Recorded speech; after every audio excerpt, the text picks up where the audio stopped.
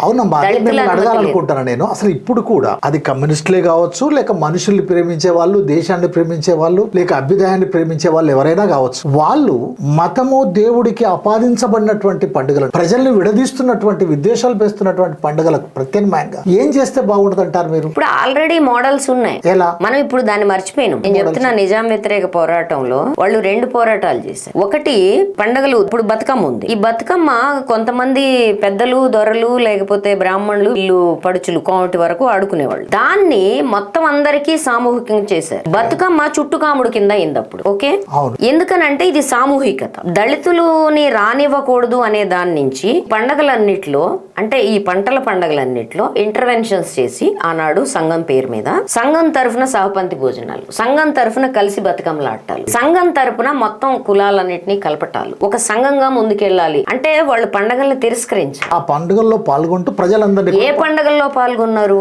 ఆధ్యాత్మికమైన పండగల్ని పెద్ద పట్టించుకోలేదు. జనానికి కూడా పెద్ద పట్టవు, వీళ్ళు పని కట్టుకొని నెత్తిన పెడితే.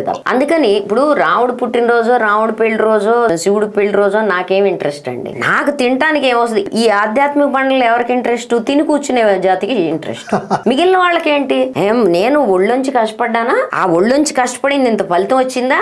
వచ్చిన దాన్ని మనసు తీరా తిన్నానా? ఇంతకంటే పండగ ఏముంటుంది ప్రపంచంలో? అందుకని ఇప్పుడు ఏం చేస్తున్నాం అంటే, ఈ పండగల్ని రాజకీయం కోసం వాడటం ఒక భాగం, విద్వేషాలు రెచ్చగొట్టడానికి వాడటం ఒక భాగం. దీని అంతర్లీనంగా మనం గమనించాల్సింది ఏంటంటే, ప్రజల్ని వాళ్ళ పనిపాటలు, వాళ్ళ శ్రమని వాళ్ళు సెలబ్రేట్ చేసుకోవడాన్ని కూడా పరాయి చేస్తారు. నీ శ్రమను నువ్వు సెలబ్రేట్ చేసుకోవద్దు, నువ్వు ఎవరో పుట్టినరోజును సెలబ్రేట్ చేసుకో. ఇంతకంటే పరాయీకరణ ఏమైనా ఉంటుంది? అంటే డిగ్నిటీ ఆఫ్ లేబర్ అనే కాన్సెప్ట్, మనిషి తన శ్రమ ఫలితాన్ని ఆనందించడం, వేడుక చేసుకోవడం, పండగ చేసుకోవడం అనే కాన్సెప్ట్ నాశనం చేస్తున్నారు. మంచిదమ్మా, చాలా సంతోషం. Thank you. చాలా విషయాలు చెప్పారు, మంచి విషయాలు చెప్పారు. విన్నారు కదా, పండుగలు ప్రజల ఐక్యతకు, పండుగలు ప్రకృతికి, స్త్రీ దేవతకి, పండుగలు దేశమంతా ఒకే తిరగలేవు, పండుగలు ఒకే మతం అనుకునేటువంటి వాళ్ళ మధ్య కూడా ఒకే తిరగలేవు. అందుకని మనం మన దేశాన్ని ప్రేమిస్తాం, మన ప్రజల్ని ప్రేమిద్దాం, విద్వేషాలకు దూరంగా ఉందాం, విడదీయటానికి దూరంగా ఉందాం. మర్చిపోకండి, బొజ్జ భిక్షమయ్య యూట్యూబ్ ఛానల్ సబ్స్క్రైబ్ చేయండి, షేర్ చేయండి, లైక్ చేయండి, మీ కామెంట్స్ పంపండి. Thank you.